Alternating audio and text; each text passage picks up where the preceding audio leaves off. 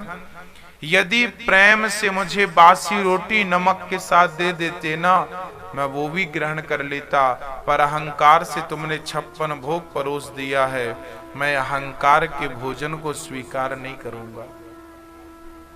भोजन का अनादर नहीं है, अहंकार का अनादर है। भगवान ने 56 भोग त्याग दिए और चल पड़े विदुरानी के घर। ये विदुरानी कौन थी? विदुर जी महाराज कौन थे? विदुर जी, धृतराष्ट्र जी और पांडु, ये तीनों एक ही पिता की संतान हैं, व्यास जी की। इनकी मां अलग अलग है।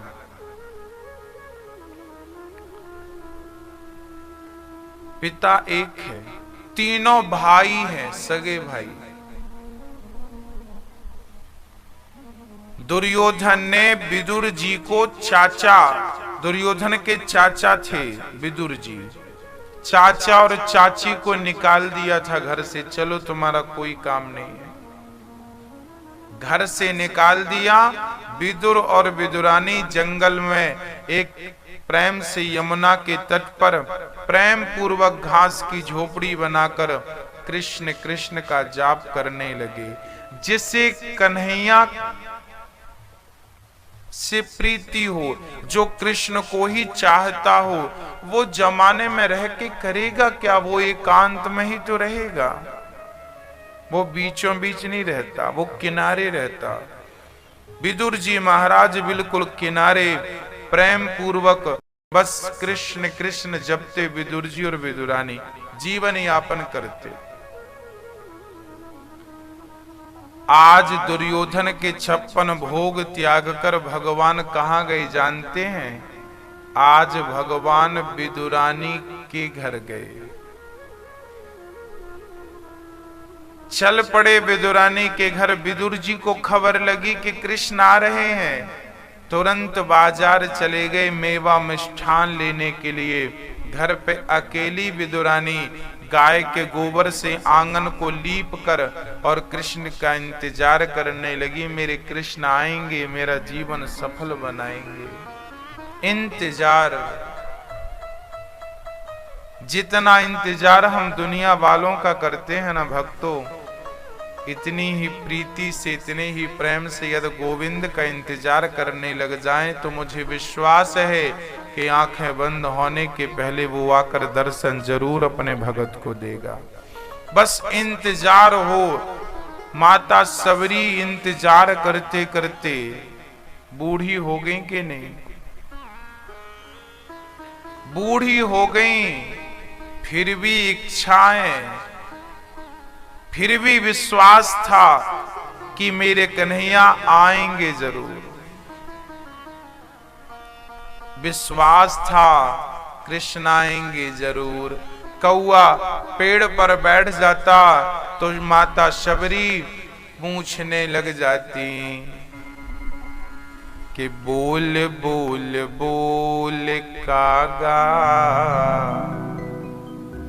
राम कब आएंगे? बोल बोल बोल कागा, राम कब आएंगे?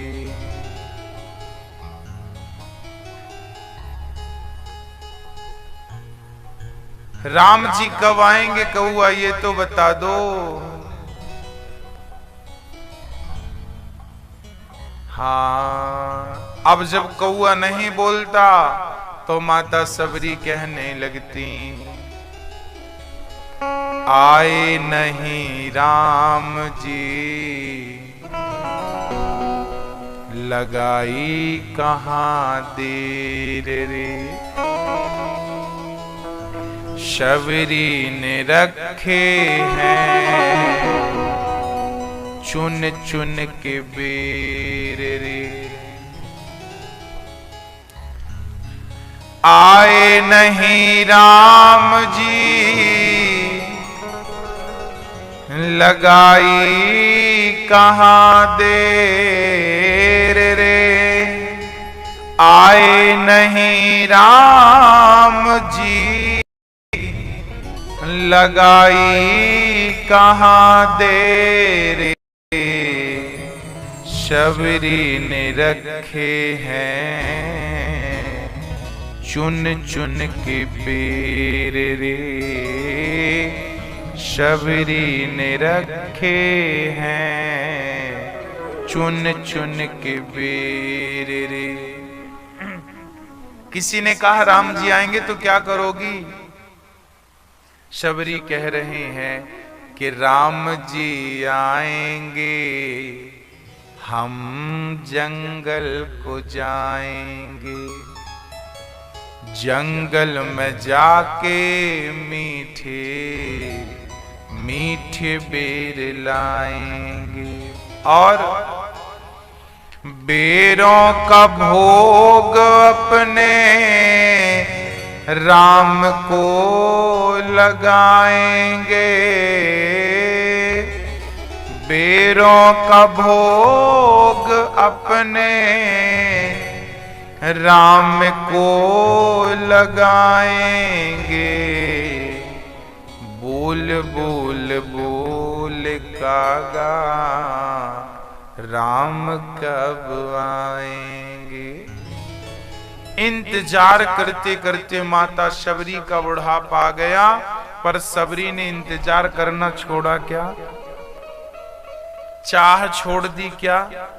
नहीं, बस मेरी मां आखिरी वक्त तक कृष्ण को पाने की, राम को प्राप्त करने की आस मत छोड़िएगा, चाह मत छोड़िएगा। जिस दिन प्राण निकलेंगे उस दिन भी प्राण निकलने से पहले भगवान से कहिएगा कि प्रभु अभी भी आस टूटी नहीं है, आपका दर्शन करना चाहती हूँ, दर्शन करना चाहता हूँ। उनके दर्शन की जब प्रबल उत्कंठा हो तो भगवान आते नहीं हैं, भक्त का प्रेम विवश कर देता है गोविंद को आने के लिए। एक मोची था, जूता सिलता था।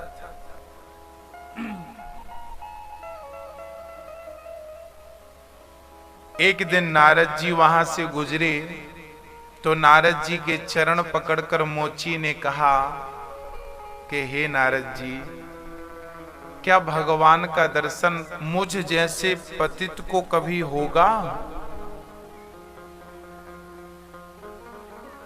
नारद जी बोले, देखो मैं तो नहीं कह सकता कि होगा कि नहीं। तो मोची ने कहा कि प्रभु आप तो संत हैं, भगवान से मिलते होंगे, आप भगवान से एक बार पूछ लीजिएगा कि वो हम जैसों को दर्शन देंगे कि नहीं। भगवान बोले ठीक है, मैं आपकी बात पहुंचा देता हूं। नारद जी आगे चले तो एक महात्मा जी माला लिए बैठे थे जंगल में, वर्षों से बैठे थे। नारद जी को देखकर संत जी ने, महात्मा जी ने चरण पकड़ लिए। नारद जी, मेरी भी जिंदगी गुजर गई भगवान का चिंतन भजन पूजन करते करते, क्या मुझे कभी दर्शन मिलेगा? भगवान का दर्शन मुझ पतित को होगा? नारद जी बोले, मैं जा रहा हूं भगवान से पूछने कि वो आपको मिलेंगे कि नहीं। नारद जी भगवान नारायण के पास गए, प्रणाम किया, सरकार 2 भक्त मिले हैं आपके, एक मोची है, जूता सिलता है पेड़ के नीचे, और एक महात्मा जी हैं जंगल में, आपका चिंतन कर रहे हैं। आप बताइए इन दोनों को आप दर्शन कब देंगे? दोनों ने हमसे पूछा है कि भगवान कब मिलेंगे। तब भगवान नारायण ने कहा, नारद जी आप जाओ और दोनों से कहना कि पीपल के पेड़ में जितने पत्ते हैं इतने जन्मों के बाद मैं दोनों को दर्शन दूंगा, उतने जन्मों के बाद। नारद जी बोले, प्रभु पीपल में तो बहुत पत्ते होते हैं, है ना, हजारों पत्ते हैं ना पीपल पे। भगवान बोले, बस यूं ही समझो। नारद जी गए, संत जी पहले मिल गए। संत जी ने कहा, नारद जी क्या कहा भगवान ने, कब देंगे दर्शन, कब हमें पावन करेंगे? नारद जी ने कहा, भगवान ने कहा है कि इस पीपल के पेड़ में जितने पत्ते हैं उतने जन्मों के बाद वो आपको दर्शन देंगे। अब साधु जी का तो विश्वास जोर पड़ गया। साधु जी को लगा, लो भजन करते करते जिंदगी गुजर रही है, ये एक ही जन्म नहीं कटता, और भगवान ने कहा कि हजारों जन्मों के बाद दर्शन देंगे, ये हजारों जन्म कटेंगे कैसे? संत जी उदास हो गए और उन्होंने कहा कि अब ये सब ठीक नहीं है। संत वेश त्याग गृहस्थ जीवन में चले गए। बोले वही ठीक है। अब संत जी मोची के पास गए। मोची, नारद जी को लगा ये संत जी तो समझदार थे, भक्त थे, वो मोची तो और अनपढ़ है, पता नहीं उसका क्या होता है। नारद जी गए, मोची ने चरण पकड़ के कहा, प्रभु बताइए भगवान कब मिलेंगे, कब दर्शन देंगे, कब कहा है उन्होंने, कब के लिए बोला है? नारद जी बोले कि इस पीपल के पेड़ में जितने पत्ते हैं उतने जन्मों के बाद वो तुझे दर्शन देंगे। मोची प्रसन्न हो गया, नाचने लगा। नारद जी बोले, क्यों नाच रहा है? मोची ने कहा कि इतने जन्मों के बाद ही सही, कम से कम भगवान को याद तो है कि किसी भगत को जाके दर्शन देना है, बस उन्हें याद है, यही मेरा मनोरथ था कि कम से कम उनके दिल में, उनके मन में, उनके भीतर कहीं ना कहीं मेरी जगह तो है। यही मेरी भक्ति की सार्थकता और सफलता है। ये कहकर मोची पीपल के पेड़ पर चढ़ता उतरता, चढ़ता उतरता और गाना गाता के मिलने को कहा है भगवान ने, तुम मिलेंगे जरूर। मिलन कहे हैं मिली है राम, मिलन कहे हैं मिली है राम। चढ़ता उतरता, चढ़ता उतरता, चढ़कर जब उतरने लगा तो उसका पांव फिसल गया, वो नीचे गिर जाता तो मर जाता। जैसे ही वो नीचे गिरा, भगवान ने प्रकट होकर के उसको गोद में धारण कर लिया।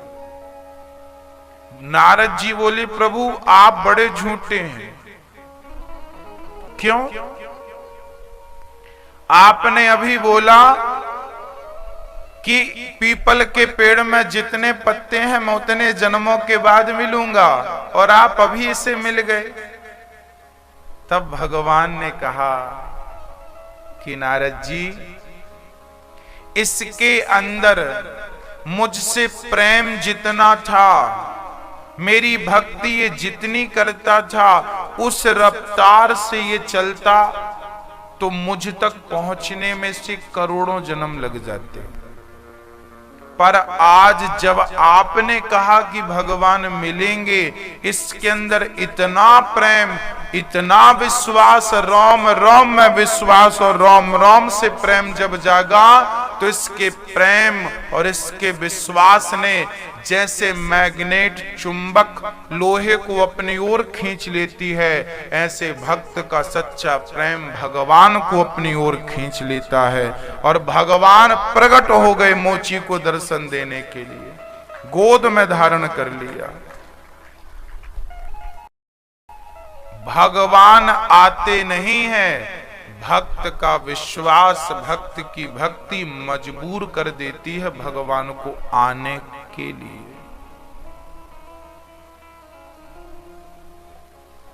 शक्कर जितनी डालेंगे पानी में मीठा उतना होगा। जितनी भक्ति करेंगे, जितना प्रेम करेंगे, उतने जल्दी आप भगवान तक पहुंचेंगे। आपको यहां से दिल्ली जाना हो, पैदल जाएंगे तो महीने भर लगेगा लगभग, ज्यादा कम भी हो सकता है।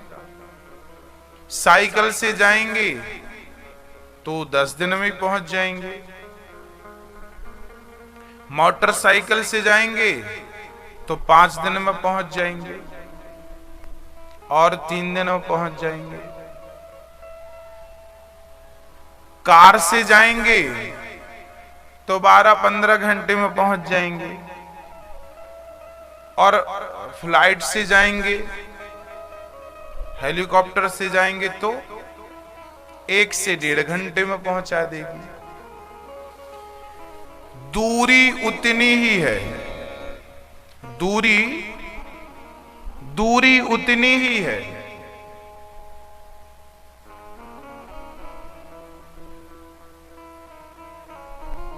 दूरी उतनी ही है, बस साधन क्या है आपके पास ये देख लीजिए।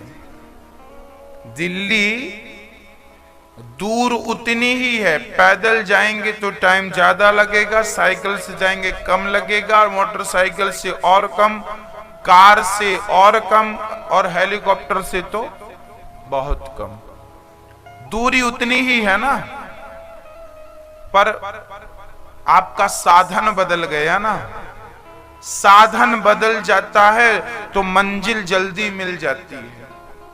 ऐसे ही भक्त और भगवान की दूरी तो उतनी है। अब आप ज्ञान मार्ग से जा रहे हैं, ज्ञान के साधन से जा रहे हैं, या भक्ति और प्रेम के साधन से जा रहे हैं। यदि प्रेम के साधन से जाएंगे तो भगवान तक जल्दी पहुंच जाएंगे, क्योंकि राम ही केवल प्रेम प्यारा और जान ले जो जान निहारा। भगवान तक कौन पहुंचा सकता है? बोले भगवान तक केवल प्रेम पहुंचा सकता है। प्रेम की ही एक गाड़ी है, प्रेम की ही एक नौका है, प्रेम का ही एक हेलीकॉप्टर है जो आपको सबसे जल्दी पहुंचा सकता है ना। इसलिए हमें प्रेम की गाड़ी में सवार हो जाना चाहिए। मिलहि न रघुपति बिनु अनुरागा, किए जोग जप ज्ञान विरागा। राम ही केवल प्रेम प्यारा, जान लिए जो जान निहारा। भगवान को केवल प्रेम। विदुर जी ने, विदुरानी ने देखा भगवान को, गदगद हो गई, चरणों में गिर पड़ी। प्रभु मुझे विश्वास था कि आप आएंगे जरूर। भगवान ने विदुरानी के घर जाकर बैठ कर के कहा, काकी जी बड़ी भूख लगी है। काकी जी साग पक रही थी चूल्हे पे, वो साग तो खिला नहीं सकती थी, बिना मसाले की थी।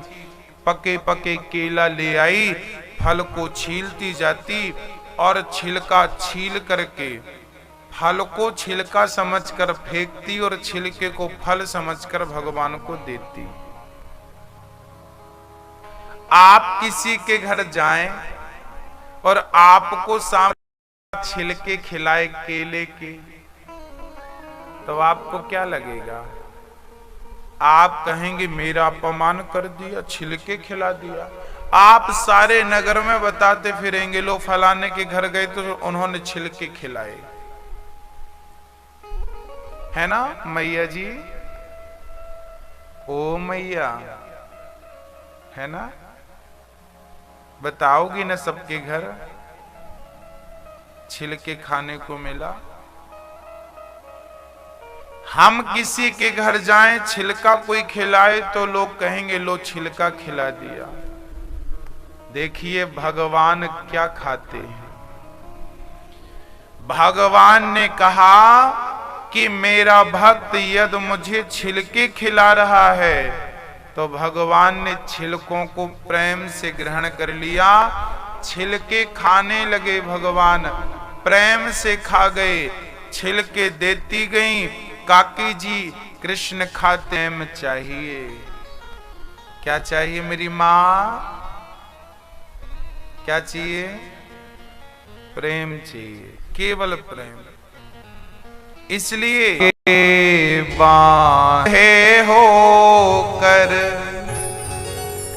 क्रोध के का जब भी चाहा पूजा तुमको,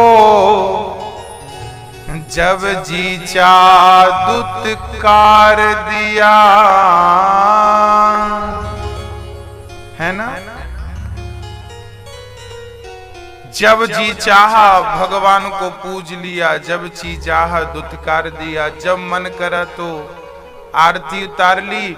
कई लोगों को हमने देखा है कि भगवान की पहले तो आरती उतार लेते हैं और बाद में जब इच्छाएं पूरी नहीं होती तो उन्हीं भगवान को गालियां देने लग जाते हैं। उनकी पूजा की तो थी भगवान की, क्या मिला? क्या मिला? है ना? अब तो केवल इतना ही कहो कि अब तो आके बाह पकड़ लो, वरना मैं गिर जाऊंगा। कुछ तो मेरे कर्म है ऐसे जिन पर मैं शर्मिंदा हूँ। कुछ तो मेरे कर्म है ऐसे जिन पर मैं शर्मिंदा हूँ। सिर पे मेरे कर्ज है दुनिया, सिर पे मेरे कर्जा है दुनिया वालों का। सिर पे मेरे कर्ज है दुनिया का, इसलिए मैं जिंदा हूं। और भक्त अब गा रहा है, भक्त अपने भावों को व्यक्त कर रहा है कि प्रभु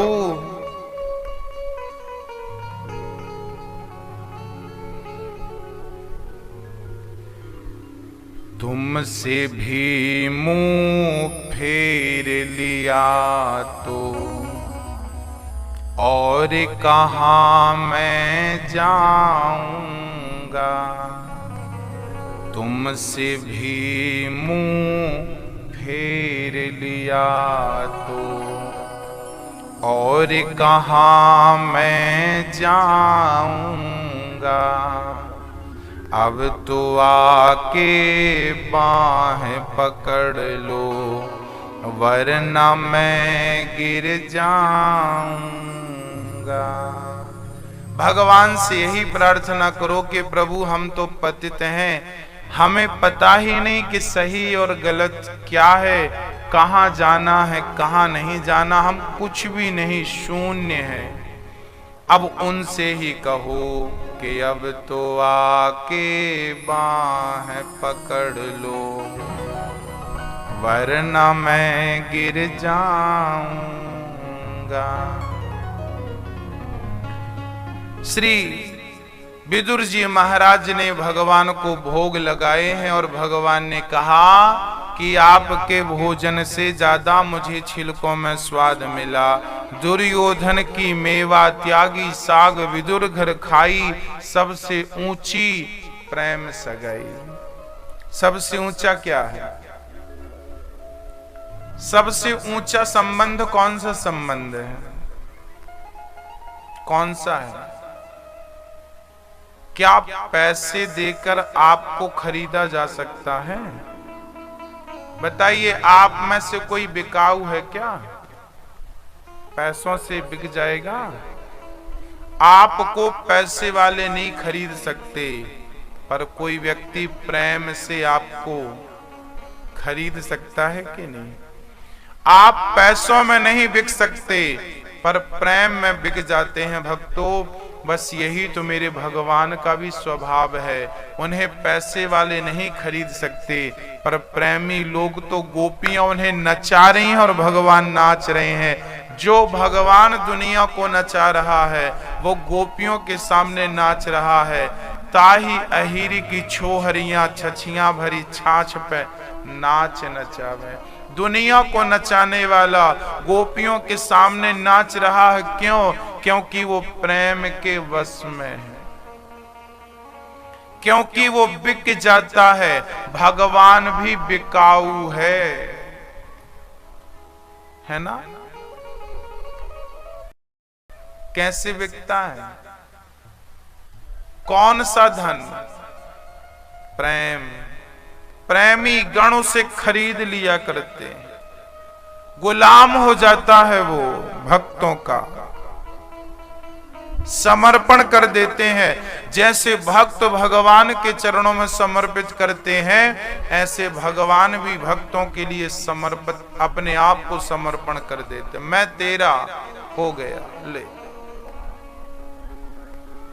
जब बाली को बाण मारा था भगवान राम ने, तो बाली ने बड़े प्रश्न किए थे। कारण कवन नाथ मोहि मारा, मैं बैरी सुग्रीव प्यारा।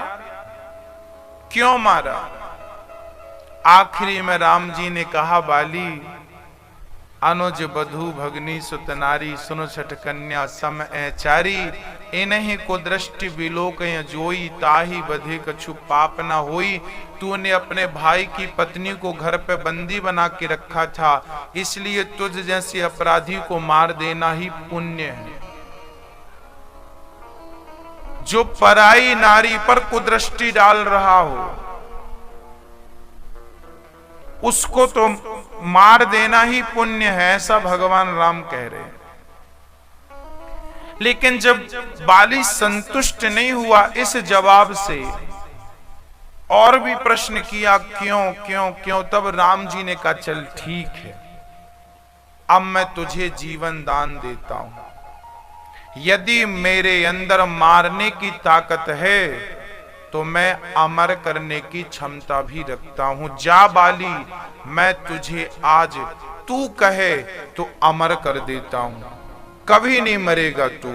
तब बाली ने कहा था कि प्रभु अब मुझे अमर नहीं होना, चले न चातुरी मोर। बाली ने कहा था कि प्रभु अब मेरी चतुराई नहीं चल रही है, अब आप जो कहें वो ठीक है। बाली ने फिर क्या कहा था? बाली ने कहा था कि हे प्रभु, जन्म जन्म मुनि जतन कराही, अंत राम कही आवत नाही। जन्म जन्म तक जो साधु संत ऋषि मुनि जप तप यज्ञ करते हैं, उनके सामने आप ऐसे नहीं खड़े होते जैसे मेरे सामने खड़े हैं। अब आपका दर्शन करते करते प्राण निकल रहे हो, इससे बड़ा कोई सौभाग्य हो सकता है क्या? बाली बोला, मुझे जिंदा नहीं रहना, मर जाने दो, परंतु मेरी आखिरी इच्छा पूरी आपको करना है। क्या करना है? तब बाली ने मरते समय एक वरदान मांगा था। बाली ने कहा कि अब नाथ करे करुणा, बिलोकहूं देहु जो बर मांगहूं, जेहि योनि जन्महूं कर्म बस तहाँ, राम पद अनुराग हूं। हे प्रभु, मैं जहां भी जाऊं, जिस योनि में जाऊं, बस आपकी भक्ति ना छूटे, आपका नाम ना छूटे और आपका दर्शन ना छूटे। बस यही आपसे वर चाहता हूं। किसी भी योनि में रहूं, बस आपका नाम जपता रहूं, आपकी भक्ति करता रहूं, बस ये चाहता हूं। भक्तों, भगवान का स्वभाव कैसा है? कभी छिलके खाते हैं तो कभी बाली के सामने समर्पण कर देते हैं कि अब तू मांग क्या चाहता, अमर कर देता हूं, तू कहे तो सब दे दूं। बाली ने कहा तो बस मुझे ये वरदान दो कि मैं किसी भी योनि में रहूं, बस आपकी भक्ति करता रहूं। भक्ति का वर मांगा है बाली ने भगवान से। क्या मांगा है? भक्ति का वर। कि हे प्रभु, बाली ने कहा कि हे प्रभु, मैं आपको कभी भूलूं नहीं। मैया जी एक बार बोलो मेरे संग, एक बार सभी लोग बोलिए, हे प्रभु, मैं आपको कभी भूलूं नहीं। हे प्रभु, मैं आपको कभी भूलूं नहीं। बस काम करते समय आपका चिंतन बना रहे, प्रभु मैं आपको कभी भूलूं नहीं।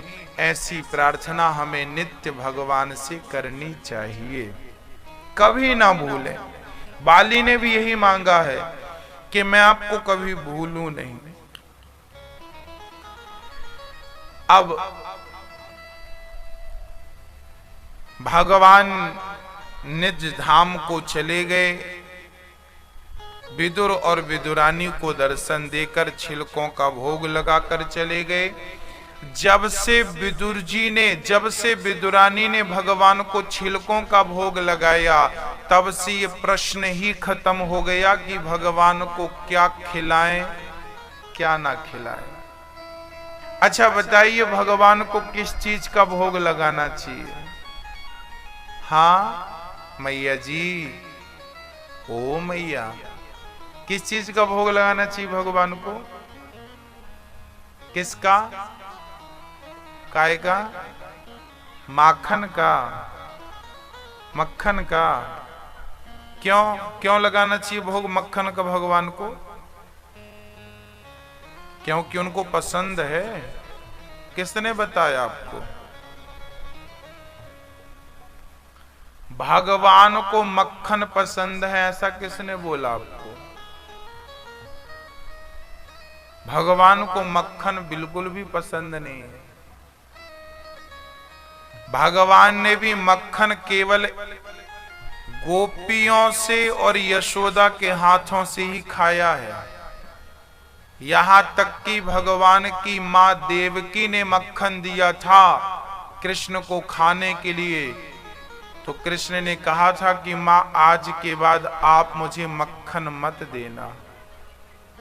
देवकी ने कहा कि लाल, मैंने तो सुना है कि तुझे मक्खन बहुत पसंद है। तब कन्हैया ने कहा था कि मां, जब मैं इस मक्खन को देखता हूं ना, तो मुझे अपनी मां यशोदा की और गोपियों की याद आ जाती है, इसलिए मैं इस मक्खन को आप मत दिया करो। मक्खन पसंद नहीं है मेरी मां, वो गोपियों का प्रेम पसंद था। और प्रेमी गण आपको मक्खन दे दे या कोई और वस्तु दे दे, वो आपको प्रिय लगेगी। भगवान गोपियों के प्रेम को स्वीकार करते थे। मक्खन मतलब प्रेम। संत हृदय नवनीत समाना, भगवान को प्रेम ही मक्खन की तरह निर्मल। मक्खन निर्मल होता है, ऐसे निर्मल मन जिनका होता है भगवान को उनका मन पसंद होता है, निर्मल भाव पसंद होता है, निर्मल स्वभाव पसंद होता है। भगवान को मक्खन नहीं पसंद, केवल भक्त का प्रेम से यदि एक पुष्प दे दोगे तो ये भी पसंद है। और प्रेम ना हो तो दुर्योधन ने 56 भोग दिए तो थे, कहां खाए भगवान? उस 56 भोग में क्या मक्खन नहीं था? मक्खन भी था, नहीं खाया। जहां प्रेम है वहीं भगवान ग्रहण करते हैं। तो भगवान को क्या खिलाना चाहिए? प्रेम